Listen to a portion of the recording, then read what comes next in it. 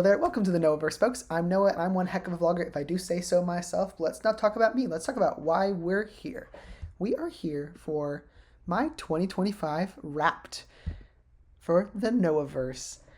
Thank you for watching this throughout this year, throughout 2025. I'm saying this year, but it's 2026 now while I'm filming this. I had lots and lots of things going up until the very, very end of 2025, like literally the minute that it turned to 2026 throughout these theme parks. So it took me a little bit longer than it did last year to put together my statistics, to put together this presentation, but I got it. So yeah, I did one of these last year with my 2024 statistics for my music, for my theme parks, for everything that I wanted to put together. And I kind of followed the same structure here so I can track how everything updated from year to year, which I think is kind of fun. I actually just rewatched that video, so it's very fresh, very fun. And I want to see how 2025 compared to 2024. And if you want to join me in that video is up on the channel. You can go watch that. If not, all good. You're here for this one. And I hope you enjoy looking at my 2025. So to start, we are going to dive into my theme park statistics first, then into my music, my activity, my YouTube, what happened on the channel, and then the future. Interesting. To start off, to look at my theme park statistics, I visited a lot of theme parks this year. It's kind of insane. I visited theme parks on 163 days this year, which averages about 3 a week, a little under 3 a week, which is a little crazy. But you know, I view it as just like, it's my weekends. Like my Friday night, Saturday and Sunday end up being in a theme park typically, which isn't exactly how that broke down. I went out of town, I did stuff that wasn't theme parks, of course, but theme parks was a huge amount of my year. 163 is a lot, and I recognize that, but I live a very theme park centered life. So with that, I visited 283 theme parks, I guess theme park areas. So that includes your Disney Springs, that includes your City Walk. Only if I specifically did something in those, like I'm not just walking through City Walk to get to Universal. But if I stopped for ice cream or for a donut or something, or I was seeing something or doing something there, then I counted it. That also includes your hotels, like your Contemporary, your Polynesian, like all of those are included in there too. And without those like shopping experiences, it's at 194, like strictly your theme parks there. And additionally, I visited 18 unique theme parks this year. So that's your 4 Disneys, your Magic Kingdom, Epcot, Hollywood, and Animal, as well as Typhoon and Blizzard. I think this number does not include Springs, but also Springs. And then for Universal, I visited Universal Studios Florida and Islands of Adventure and Epic Universe, as well as Volcano Bay too. But Epic Universe was the big one. That was new this year and new to everyone, not just me, but I loved that park and have experienced it many, many times, which we'll get into. And cannot wait to continue loving that park whenever I can go next. I also visited a bunch with the SeaWorld company, or I guess United Parks and Resorts. So SeaWorld, Aquatica, Busch Gardens, and Adventure Island, which I'd never been to before. So that's kind of fun too. And then I also visited Legoland, Florida, and Dinosaur World for the first time, which are kind of bonus, extra fun things. Yeah. Let's dive into what park hopping looked like for me. So I actually scanned into 209 theme parks, even though I only visited on 163 days. So I averaged about 1.74 theme parks per visit. So typically I visited more than one park, but it wasn't always. It was still under 2 average. And that deviation there was 1.25. So I think that these numbers, or at least like the average theme parks per visit and the standard deviation, were kind of bumped up by one particular day, which we will get into later. Yeah, but you'll see. To dive into those theme park resort visits, this counts as like not your resorts in terms of like hotels, but resorts as in terms of like Walt Disney World, Universal Orlando Resort, SeaWorld Orlando, like those. I visited 179 theme park resorts. So typically, I guess my average for there was 1.1. So typically I stuck to just like one company per day, but occasionally I did not. And 6 unique theme park resorts there too. With those theme park resorts, kind of looking into that a little more, my biggest was Walt Disney World with 110 visits to Walt Disney World this year, which is crazy. I was just watching back my last year's video, like I told you, and I think my number was like 59. So it almost doubled this year, which is unbelievable. But I visited Disney a lot this year, and there was a lot going on there, which we'll also get into. So some extra reasons there. Universal Orlando, I visited 53 times, which is also huge. Like that was in I think the 20s last year. So some big numbers this year. SeaWorld Orlando, 10 visits, and miscellaneous 6 visits. So that's your, I think it was 4 Busch, and then 1 Dinosaur, and 1 Dinosaur World, and 1 Legoland there. As far as what theme parks themselves I visited the most, my highest was Epcot at 38 visits. So that's visiting over an entire month. Crazy, but Epcot has all the festivals. I visit there a lot for that, and you'll see those numbers too in a minute. But I also just love Epcot. Epcot's a great park, but those festivals definitely contributed to that being so high. Universal Studios Florida was at 36 visits, which is also really high. I will say a lot of that come from HHN, which we'll get into later as well. I keep teasing things, but there's a lot to come. And Magic Kingdom at 27, very high as well. Lots of like events and stuff there too. And then, generally just everything was pretty high. Islands of Adventure at 24, Animal Kingdom at 21, Disney Springs at 19, City Walk at 18, Hollywood Studios at 15, Epic Universe at 10, which is crazy with this park opening this year, and the fact that it's not even on an annual pass yet, and I've had the opportunity to visit 10 times is just unbelievable. I worked for Universal in the spring as an intern, and I was there when they were doing all of the team member previews, and it was truly just like the best time. Like the month of March and April, I was just like on a high at Epic Universe every weekend. It was just like the best. So cool. Love that park. Cannot wait for it to be added to an annual pass so I can continue to visit. Because I think 9 of those visits were in the span of like 2.5 months. And then I visited once more in December. SeaWorld Orlando also at 9. Let's dive into how those visits broke down throughout the course of the year. So the month that I visited the parks least in was actually January with 7 visits. I think that was probably because I was out of town for a good portion of it. I was taking some time at home. I was between different roles. I was getting situated to a new job and a new class that was really rough at first, but we got through it and it kind of calmed down later in the semester, thankfully. So as you can see, the numbers went back up because the class calmed down.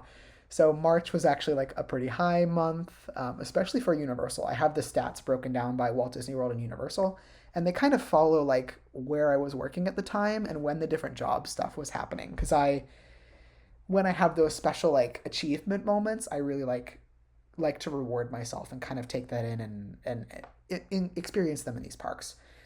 So there was a lot of Universal visits in the first 4 months of the year when I was interning there. Just magical time to be at Universal, especially with Epic, like a lot of those came from. And then as you can see kind of later, between those two, like in the May-ish area, kind of late April, May, early June, I was in between the 2 internships, so there was a lot of time to go to the theme parks then too. So that's why those numbers are a little high. And then you can see that Universal kind of took like a big drop and Disney like really, really rose starting in June. That's when I started my Disney internship, as you can tell, with those numbers, which I think is kind of fun too. And then Universal kind of stayed low for a little bit, and then HHN started. And then it kind of took over in like August. That was huge. A good amount in September and October. And then I actually switched from interning to full-time at Disney in October. So that kind of transitioned some of those days into Disney days as well to kind of celebrate that, which is also super fun. And I'm so grateful for that opportunity. I love it so much. And then the holidays happened. You can see that December number is the highest of all year, which is crazy because I went home in December to see my family for 5 or 6 days, and there were no theme parks in those days. And there were still 20 days in December that I visited the theme parks. So do the math there. But December was crazy, and I loved it. And the parks at Christmas time with all the lights are just truly the best. I made an effort to go see every park I could. It's just, I love that time of year at the theme parks. To dive into my top rides, this is something new that I didn't have last year. I started tracking my every attraction that I go on through the Log Ride app. Not to promo them, but also like they're incredible. So like you should use them if you care about this type of stuff. My top ride was Dinosaur at 31. That's been my favorite ride for a while. And it's a very unfortunate time. We're at like 16-ish days, something like that right now until it's gone forever, which is really unfortunate. I actually rode it 3 times today. So love that one. I'm so sad about it going away. There was one day where I actually got to ride it by myself, like just over and over again. It was absolutely phenomenal. I will never forget that. Number two, I have Living with the Land, and I say all there because I wrote it 18 times, so it is number two. But 9 of those were regular Living with the Land, and another 9 of those were Living with the Land Glimmering Greenhouses, specifically during like the Christmas season, which is crazy, but it's just like the most magical ride ever. I love that ride all the time, but especially at Christmas time. Number three, Stardust Racers. I combined the yellow and green numbers into one number of 17, which is also unbelievable. And then you've got Forbidden Journey, you got Monsters Unchained. What can I tell you? I love the Kuka Arm system. Expedition Everest is incredible. E.T. Adventure, Jurassic Park River Adventure, Kilimanjaro Safaris are other favorites of mine. Buzz Lightyear, I hit Galactic Hero twice in the same ride. Like I took both guns and I hit Galactic Hero on both of them this year, which is unbelievable. Mako, Tower of Terror, love both of those. Cat in the Hat made the list somehow. Pirates, Sora and People Mover, great rides. And Mummy and Star Tours. Some fantastic rides this year, and I got to ride so much. But yeah, love all of those. As far as miscellaneous stats with that goes, the app also tells me that I did 199 inversions this year. I traveled 102 miles on coasters, and my fastest ride and my tallest ride were both Iron Gwazi at 76 miles per hour and 206 feet. That ride is crazy intense, and I love it so much. To move into my top shows as well, because it doesn't just track your rides. My top show was the Casey's Corner Pianist in Magic Kingdom. I can't even justify it. I love that show. It's so magical. The way that it's different every time is wonderful. All the pianists are incredible, but I especially love watching Grayson. I've sat there, or I guess stood there, and just like sobbed my eyes out to him playing music for more than I would like to admit. I love that. I will make an effort to see that every time that I'm in Magic Kingdom. Starlight Dream the Night Away premiered this year, and I was there on the very first night that it soft opened and the very first night that it opened. And I just love that parade. It's so magical to have a nighttime parade back in Magic Kingdom. I love it so much. Happily Ever After is always a huge one. Love that. And then Untrainable Dragon is an incredible show as well. I really, really tried to make an effort to see that every time that I could at Epic Universe. Insane show. Love that one so much. Carousel of Progress, I think, is my second favorite ride behind Dinosaurs, so it's about to become my favorite ride, which is really unfortunate. But, I love it. And then it's going to go down too for a little bit, but it'll be to add Walt, which I'm really excited about too. And then some other favorites, and I truly mean that these are all favorites. Like, I love these shows, are Finding Nemo, the Blue and the Beyond, Big Blue and Beyond. The Frozen Sing-Along at Hollywood Studios is so underrated. That is my favorite Hollywood Studios attraction. Don't come for me. It's incredible. PhilharMagic, Lycurg Canoe, and Animal Actors. All great. As far as my theme park festivals, my most visited was unexpectedly Halloween Horror Nights. Incredible event. I really try to squeeze in as many visits as I possibly can, and I had more than any time I've ever done before with 13 visits. Love that event so much.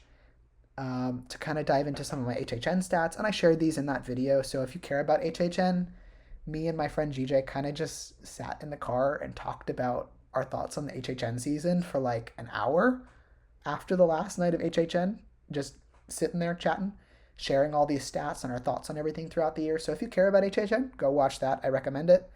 But you can pause and see these if you want. But my most ran through house was Hatchet and Chains at 13. My top house in terms of like ranking was Terrifier, followed very closely by Jason and El Artista. I love both of those, or I guess all three of those. They're all incredible. And then other statistics that I had throughout my HHN season, I completed 94 houses throughout the course of those 13 nights. So I averaged about 7.23 houses a night. I watched Nightmare Fuel twice.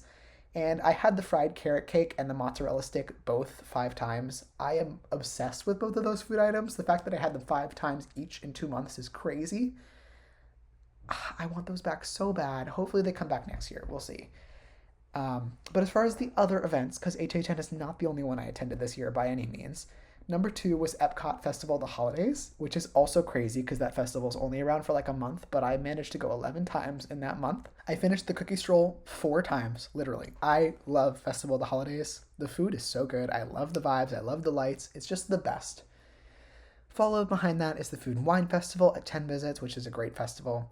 Flower and Garden, and Universal Mardi Gras actually tied for number 4, each with 6 visits. I think Mardi Gras was a little higher than it normally is because I was working there at the time.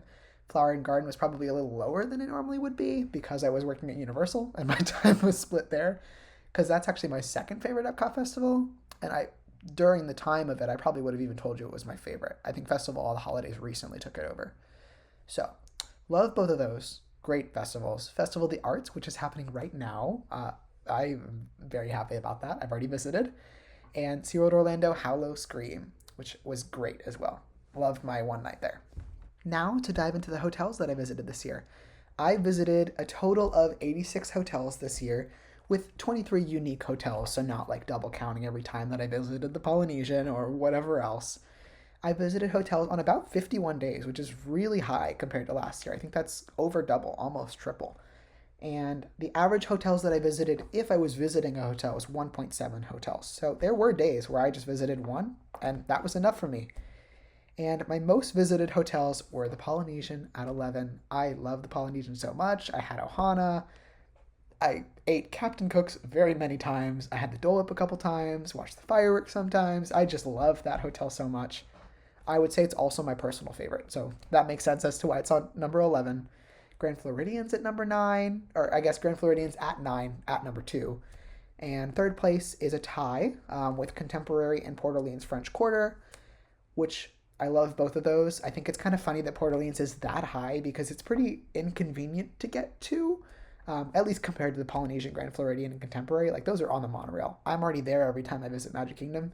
Port Orleans, I have to go out of my way to get to, and I make that happen for those Mickey beignets. Absolutely incredible. I went 8 times. I got the Mickey beignets 8 times.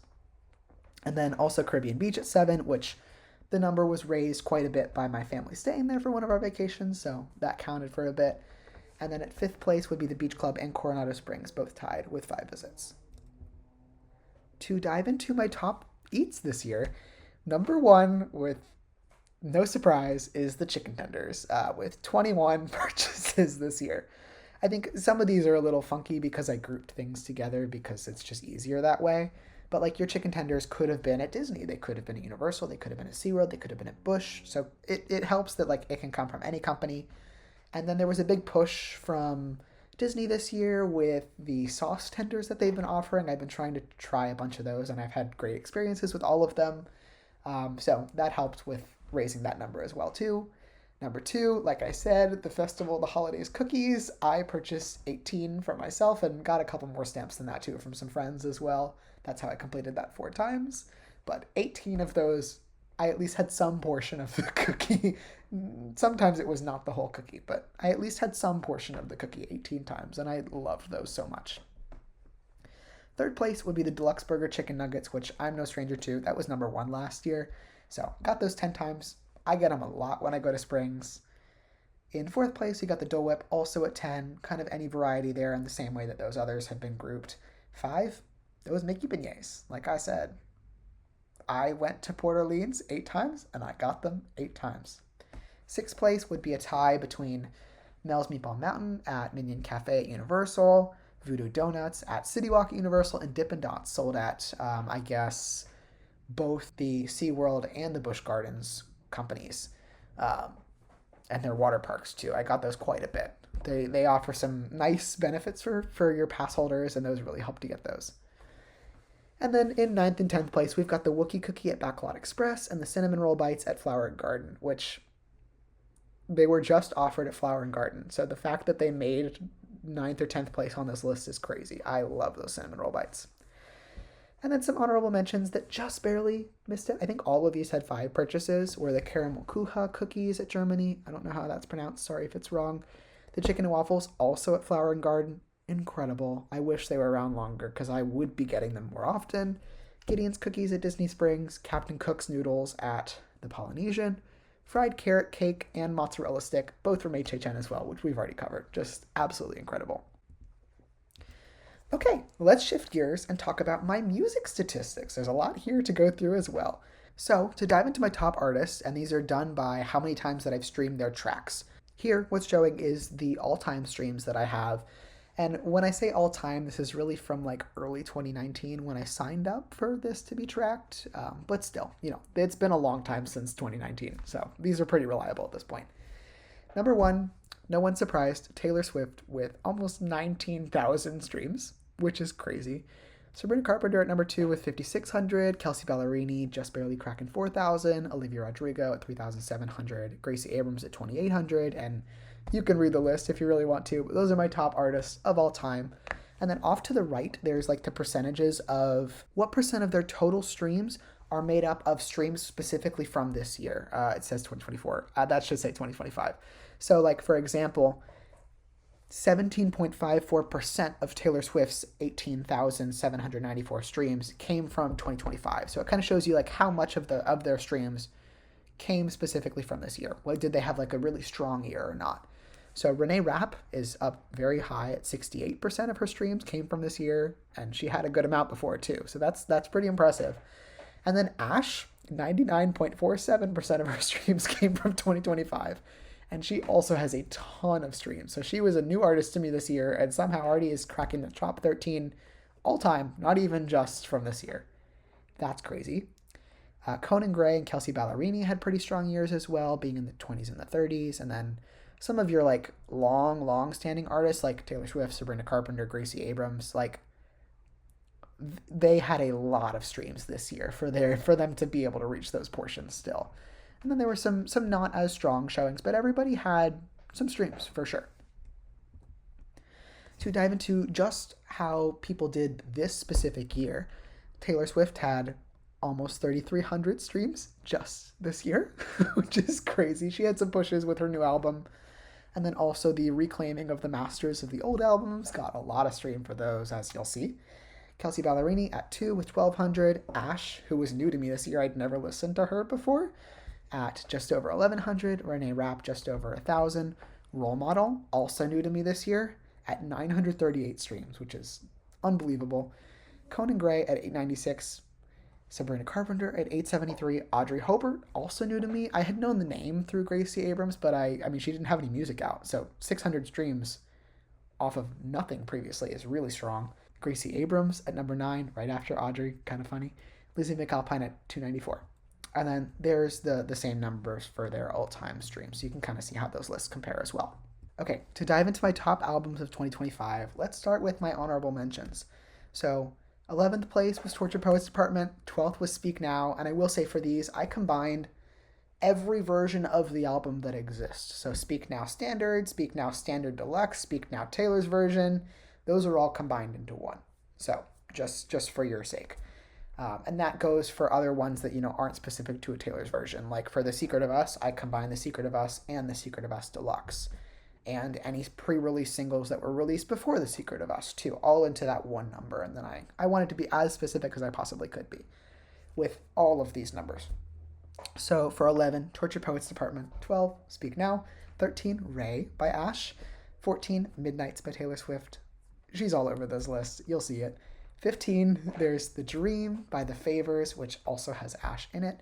This was a new album this year that didn't have a whole ton of time.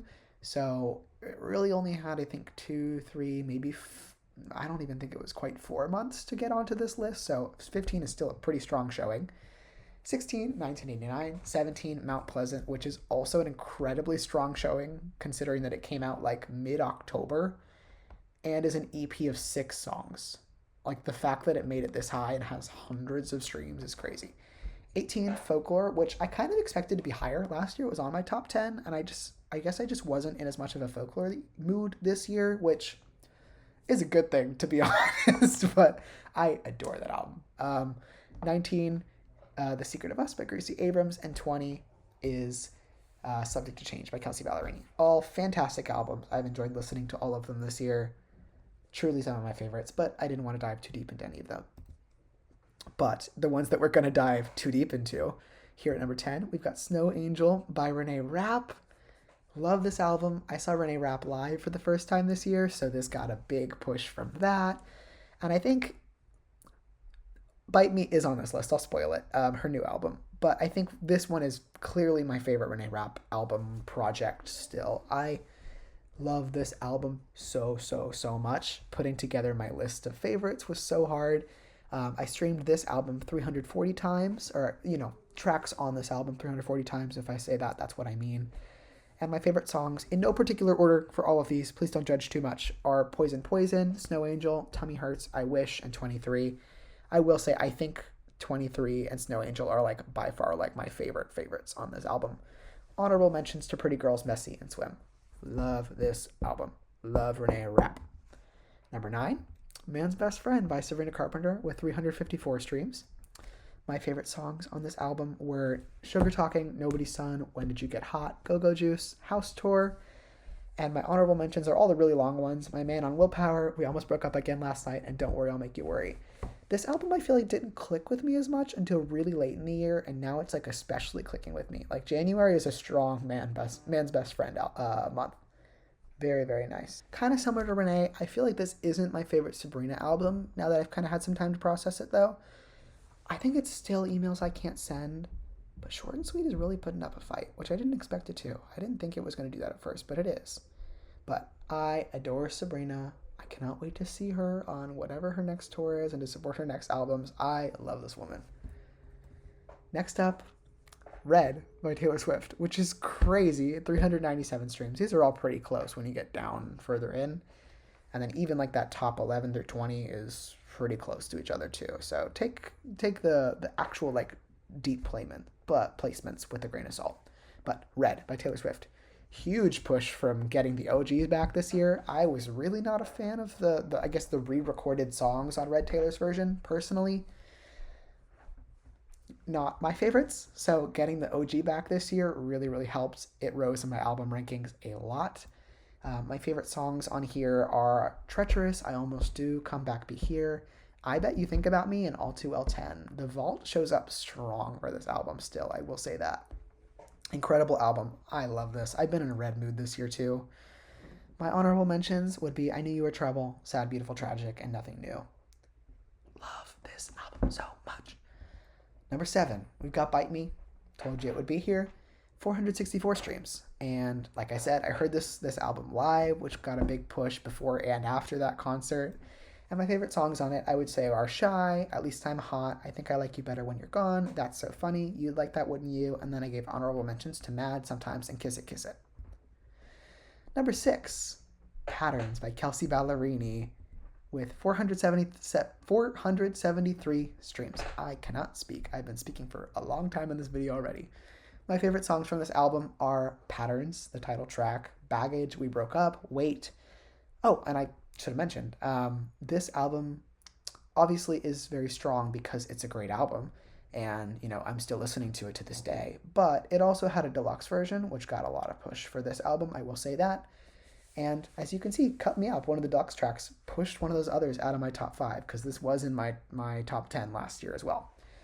Honorable mentions also to Sorry Mom, this time last year, and Put It to Bed, another deluxe track showing up in that top 8. Very strong. I liked this album and this deluxe album a lot. Number 5, Wishbone by Conan Gray. Love this album so much. 580 streams, so pretty significant jump from previous. And my favorite songs on this album are Actor, Vodka Cranberry, Nauseous, Caramel, Sunset Tower. Honorable mentions going to Romeo, Connell, and 1111. That was hard to make. All 12 of these songs are fantastic, so even choosing my top 8 was kind of crazy. I had to cut My World, I had to cut Care, I had to cut this song, and there's one more that I can't think of off the top of my head, but I adore this album. So good. Number 4, Who's the Clown by Audrey Hobart, which this is the only thing Audrey Hobart has ever released, and if there was more to stream, I would be streaming it. So that's the only reason she's not as high as she is in those other rankings. This had 594 streams this year.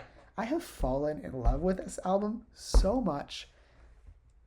I cannot wait to see what Audrey Hobart does going forward. I am so excited for whatever the rest of her career looks like. I cannot wait to be tuned in. My favorite songs on this album were also incredibly hard to put together. I really, really liked pretty much everything on this album. I had to cut a bunch, but my favorites here would be Drive, Bowling Alley, Thirst Trap, Chateau, and Phoebe, with honorable mentions going to Sue Me, Sex and the City, and Silver Jubilee. Fantastic songs, fantastic writing. She's so different than anything else. I just love Audrey Hobart. Next up, we've got a new album to me and a new artist to me, Wilson by Ash, with 622 streams. I found Ash this year because she was opening up for Kelsea Ballerini when she went on tour this year, which she also got, they both got big pushes from Kelsea Ballerini going on tour this year.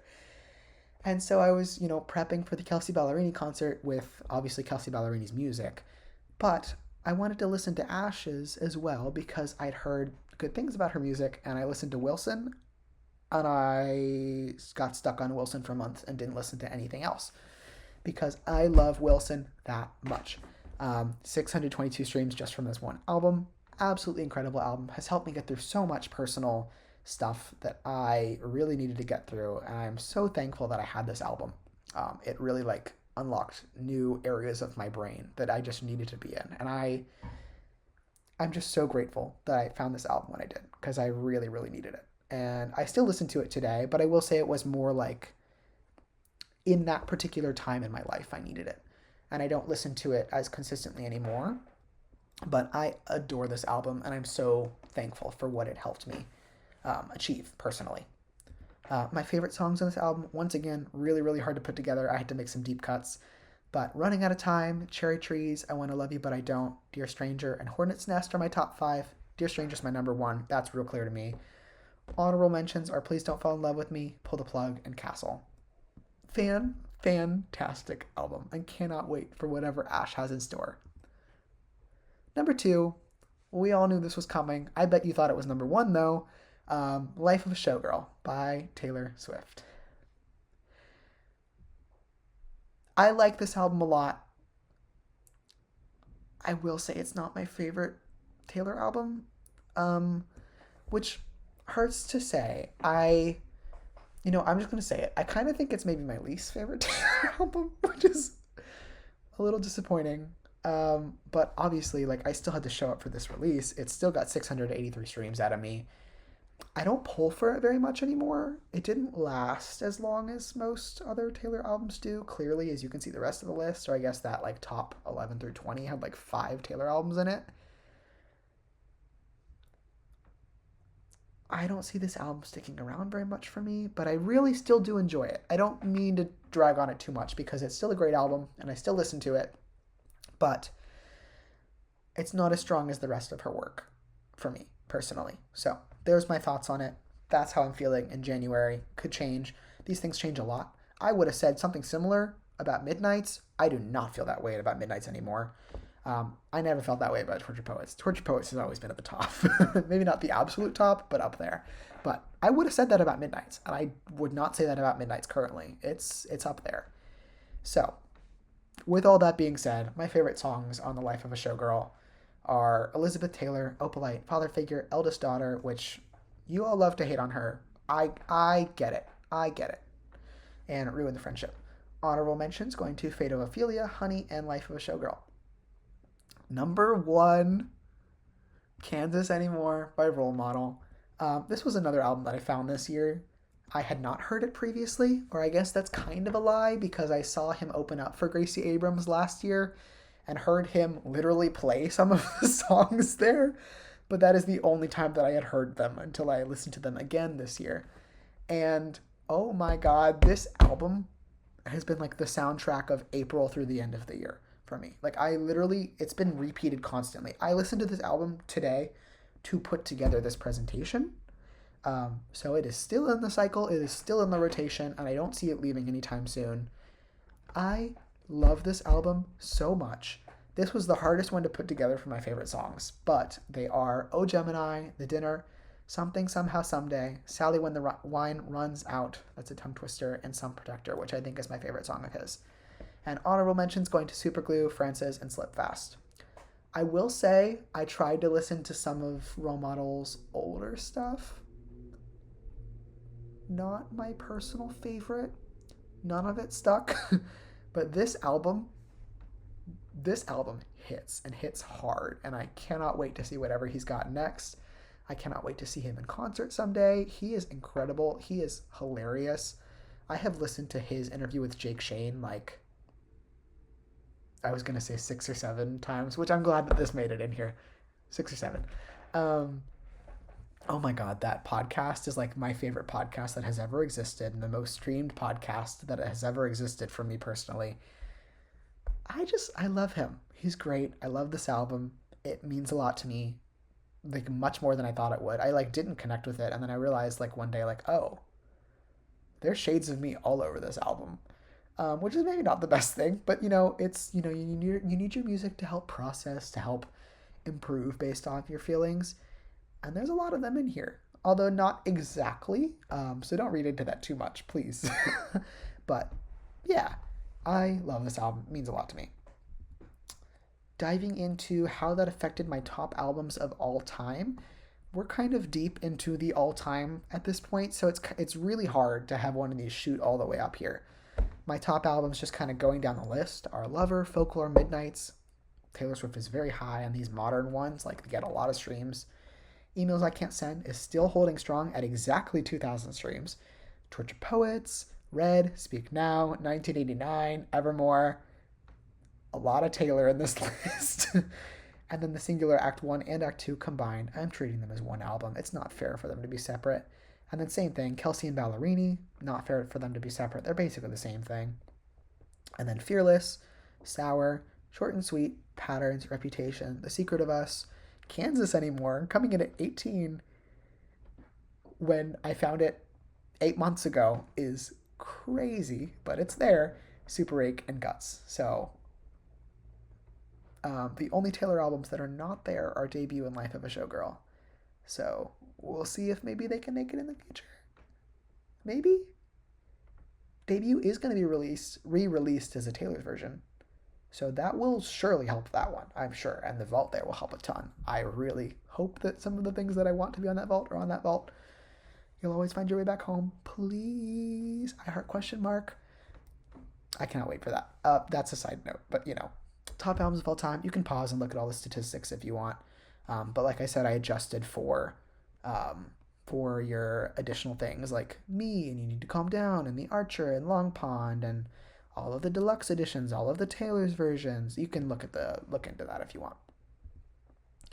For my top songs of 2025, I'll let you pause and look into these, but I basically kind of just listen to albums at this point. Like I'm not like a songs person really, so every single one of these songs is from the albums that I listen to a lot. It's pretty much all of Life of a Showgirl. It's a good chunk of Kansas Anymore. It's a good chunk of the singles from pretty much everything else. A good chunk of Wilson is up there too, because those are kind of the top 3 albums, so they have the most. And then those singles. But the top 5 songs in particular were Sally When the Wine Runs Out, Bowling Alley, Dear Stranger, Opalite, and Elizabeth Taylor. 5 incredible tracks. Love them so, so, so much. And then into my top songs of all time, this pretty much didn't change at all from last year. So if you watched last year's video, you've seen this already. Not a single song from this year cracked into the top 50 songs of all time for me. And they are vast majority Taylor Swift, Olivia Rodrigo, and Sabrina Carpenter. So they're already all over there. It's a lot of Emails I Can't Send. It's a lot of Sour. It's all of Lover pretty much. Lover had me in a chokehold when that album came out. 4 of my top 5 songs of all time are from Lover. And it's the singles too. So don't judge them too much. It was the ones that were out before the album. Concerts. I attended 4 concerts this year. And I put them in order of like my favorites, but they were all fantastic, so don't read into that too much either. The Patterns Tour was my absolute favorite concert I attended this year. And there are vlogs for all 4 of these as well. So go check those out if you're really interested in one. Kelsey Ballerini, great. I had never seen her live before, and I've been listening since 2020, I think. So was absolutely fantastic. A long time coming.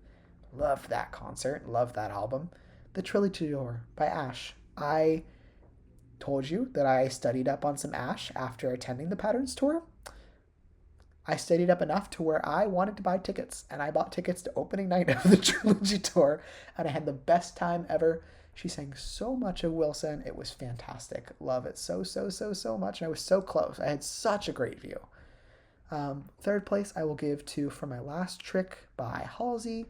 Absolutely fantastic. I'd seen Halsey on their last tour, and that was fantastic as well. I know Halsey puts on a great show, and this was kind of a different vibe than that, but still fantastic, and some of my favorite songs were played. Fourth place I will give to the Bite Me tour. It was also fantastic. The venue was horrible, and I'm still not over that, but that's not her fault. And I'd never heard Renee rap live before, and she is insane. Oh my God, absolutely bonkers. That woman is unbelievable. I don't know how that much talent fits inside that body of hers. Like, I am blown away by that. The performance of Snow Angel, like, changed my life. I am like, so good. All four of these concerts were fantastic. I am so happy with all of these. Diving into the next category, activity. This year, I walked 4,067,096 steps. That's a lot of steps. And that was somehow less than last year. Last year was even more steps than that. Not by like a ton, but it was. To look into what that actually means, it was 11,143 steps per day, 4.28 miles average per day, and 1,759 and a half total miles, which, for context, that's just slightly shorter than walking from like the very end of Maine all the way to Miami. That's crazy. I don't know how I did that. I don't know how I continued to do that, because last year was slightly higher than that. What? Steps by month. I think this is kind of fun to look down or look at how these broke down too. The month that I walked the most in was April, which, like I said, I was unemployed for the last part of that, and I was really wanting to get back into the parks. I had also just ended my school semester, so I was really doing a lot in April. And a lot of like rope drop to park close days really helped with that. March was also pretty high, and then at that point they were pretty consistent. March, December, May, and August were all within like 30,000 of each other, but all incredibly high as well, with a lot of mileage. As far as my top days goes, my highest stepped theme park day was 32,000 steps on April 5th. Like I said, we'd be getting to this. I visited 10 theme parks that day. I visited the 4 Disney parks, Blizzard Beach. We also went to Disney Springs. I visited the 2 Universal parks, not including Epic, as well as Volcano Bay. We also ate at City Walk, and we visited SeaWorld and Aquatica. We did a lot that day. There was a lot of walking, clearly, as it was number 1. And then moving on from there, like they were all very high, like only 32,000 at the top and 28,000 at 10th place. Like they're all like kind of in the same range. But 31,000 steps for my 4-park day with some friends. 30,000 from a rope drop to close 3-park day. There was 30,000 steps on a day on my family vacation. Another like 29,000 and a half steps doing Universal with my cousin Molly. That was a great day. Just barely underneath that was my Magic Kingdom Everything day. Between my 2 internships this year, during some of those days off, I challenged myself to go into theme parks and to do literally everything I possibly could. Every ride, every show, every like piece of like entertainment streetmosphere thing, everything I possibly could. And that Magic Kingdom one was the hardest of all. Actually, Epcot was pretty hard too, so I don't know. But it was incredibly hard to do. That literally meant like, riding Tron, riding Mine Train, but also like watching Tiki Room, watching Country Bears, watching Happily Ever After, watching the Casey's Corner Pianist, taking a Main Street vehicle.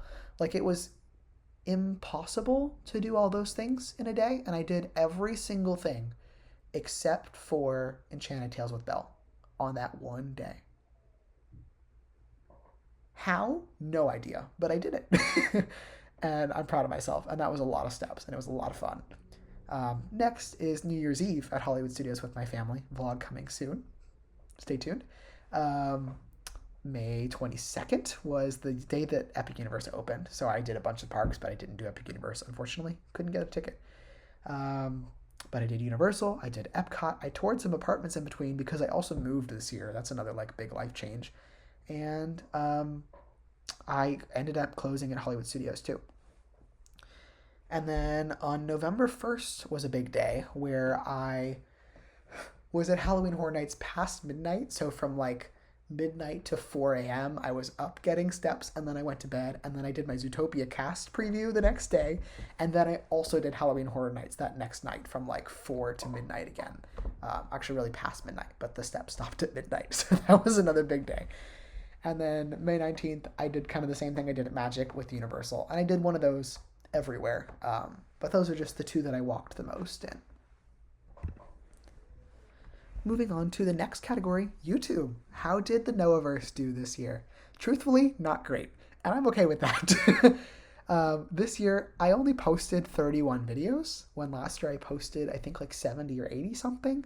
So I really lowered the amount of videos that were posted. And I think that while that meant that my channel didn't do as good, I enjoyed it more. I enjoyed making the videos that I made more. I enjoyed the editing portion of those and the filming portion of those more. And I felt like that made the YouTube videos that I actually made things that I was more passionate about. Rather than just making them for practically anything, I made them for specifically the things that I wanted to make them for. The things that I thought were special, the things that I would look back on. And that's what matters to me. So if I made less videos throughout the course of the year, but I enjoyed it more, that's what I care about at the end of the day. If it does great on YouTube too, nice. Sounds good to me. But the YouTube is not my main priority. Me and my enjoyment of it is my main priority. That's why I'm doing it in the first place. So truly didn't do that good this year. That's okay by me though. But I still got a total of 4,692 views, 470 total hours of watch time, and 26 new subscribers. Hello to you all. And last year was also like the first like big year that I was on YouTube. The year before that was just like a partial couple months, not even like the full year. So it's not really like super fair to compare as well, like how much it increased over time. And these are still not small numbers. Like this is not something to scoff at. This is a lot, and I should be proud of myself for that, and I am. My top videos this year. My top video was my Wishbone by Conan Gray album reaction. Number 2 was that Kelsey Ballerini tour vlog. And number 3 was that Kelsey Ballerini EP reaction. So you all really enjoy the music content. As you can see, almost all of those top 10 videos were related to music in some way. The first day of Festival of the Arts and the last day of Dino-Rama were not. But the rest of those were all music. Which, I mean, I agree. Clearly, I'm passionate about it too if I'm making that many videos.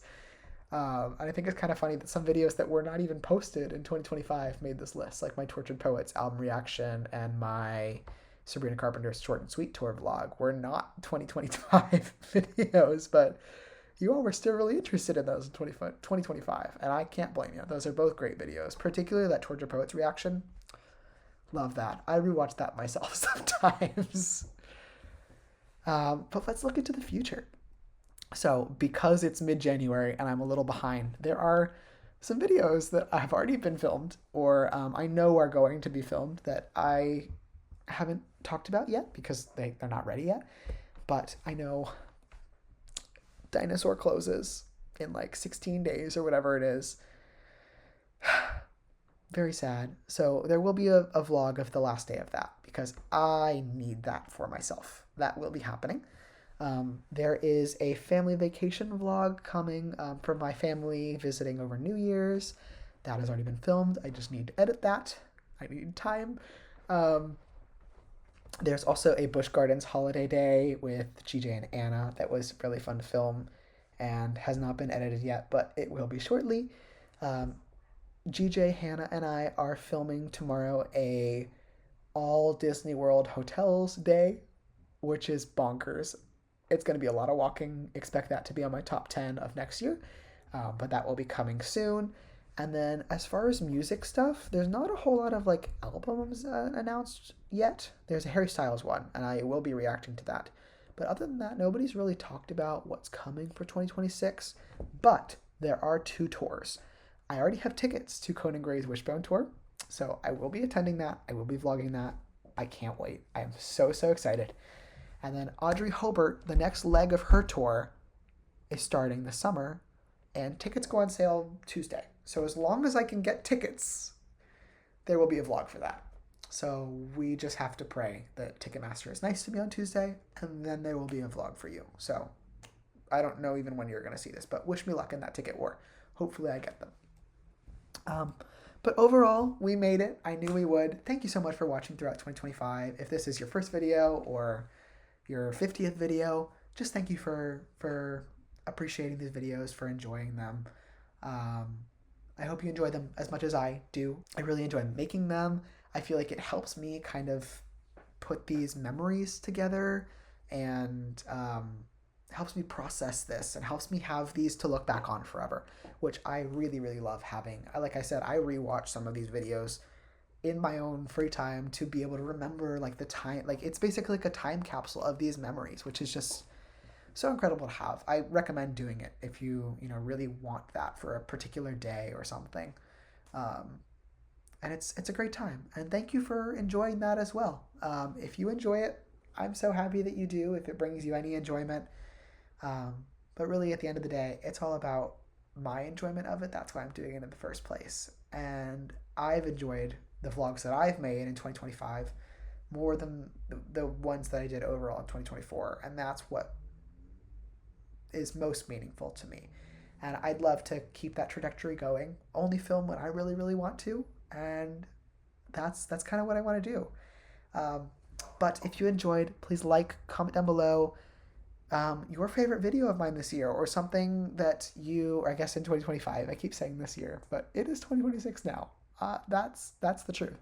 Comment down below your favorite Noahverse video in 2025, and comment down below something that you're looking forward to about 2026, whether it's something that I'll be doing or just something for you. And join the Noah Nation notification squad, and thank you for watching. Goodbye.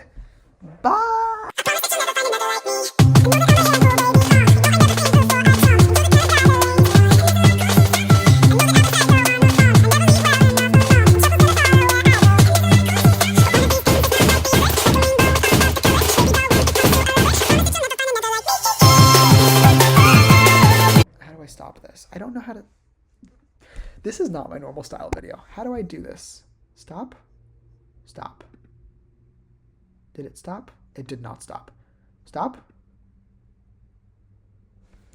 Did it stop? It didn't stop. It still hasn't stopped. How do I stop it? Oh, probably the button that says stop. Okay, goodbye.